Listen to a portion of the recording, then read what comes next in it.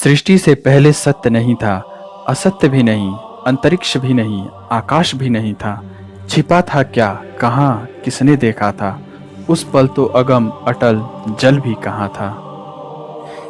टिमटिमाते तारों से भरा ये अंतरिक्ष हम रोज देखते हैं, पर क्या आपने कभी ये सोचा है कि इसकी संरचना कैसे हुई?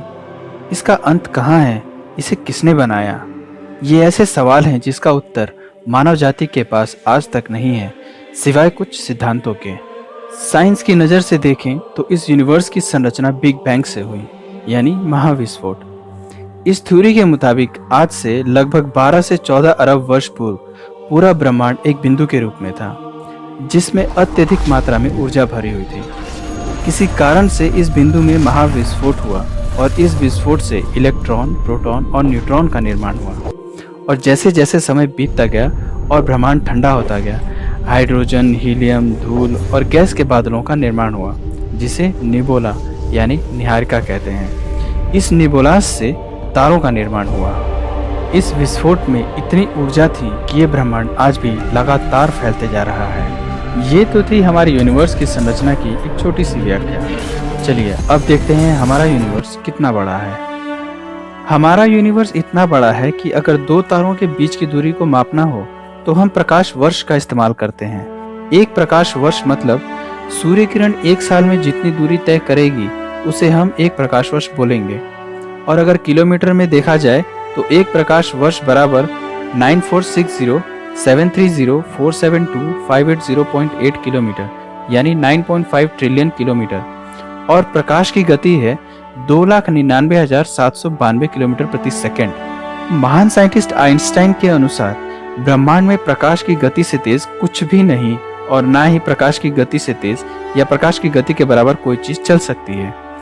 क्योंकि अगर मान लेते हैं कोई मानव निर्मित यान अगर प्रकाश की गति के बराबर रफ्तार पकड़ ले तो वो यान न रहकर प्रकाश में बदल जाएगा।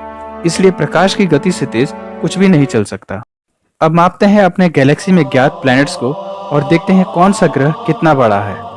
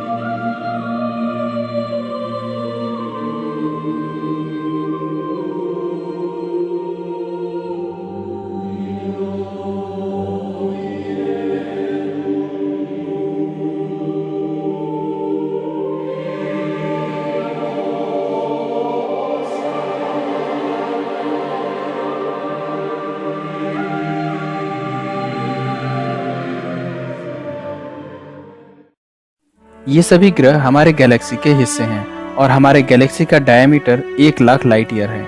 हमारे गैलेक्सी के सबसे नजदीक का गैलेक्सी एंड्रोमेडा गैलेक्सी है, जो मिल्की वे से लगभग 25 लाख लाइट ईयर्स दूर है। और ऐसे ही अरबों गैलेक्सीज को मिलाकर बनता है लोकल सुपर क्लस्टर गैलेक्सी, जिसका डायमीटर 55 करोड़ लाइट ईयर्स है। और ऐसे ही लोकल सुपर क्लस्टर गैलेक्सीज के जाल के मिलने से बनता है the cosmic web. The cosmic web हमारे ऑब्जर्वेबल यूनिवर्स के अंदर आता है। ऑब्जर्वेबल यूनिवर्स यानी पृथ्वी को केंद्र मानकर जितनी दूर हम देख सकते हैं उसे ऑब्जर्वेबल यूनिवर्स कहते हैं। इसका मतलब है हमने जो अधिकतम दूरी का प्रकाश देखा है वो प्रकाश आज से 13.8 बिलियन वर्ष पहले धरती की तरफ चली थी, जिसे हम आज देख पा रहे हैं। लेकिन इसका मतलब ये नहीं कि ऑब्जर्वेबल यूनिवर्स का रेडियस 13.8 बिलियन ईयर ही है या डायमीटर 13.8 इंटू 2 यानी लगभग 27 बिलियन लाइट ईयर्स है। जैसा कि मैंने वीडियो के शुरुआत में कहा था कि हमारा यूनिवर्स लगातार फैलते जा रहा है और इस हिसाब से जो प्रकाश हमें 13.8 बिलियन लाइट ईयर्स दूर दिखा है वो और दूर जा चुका है।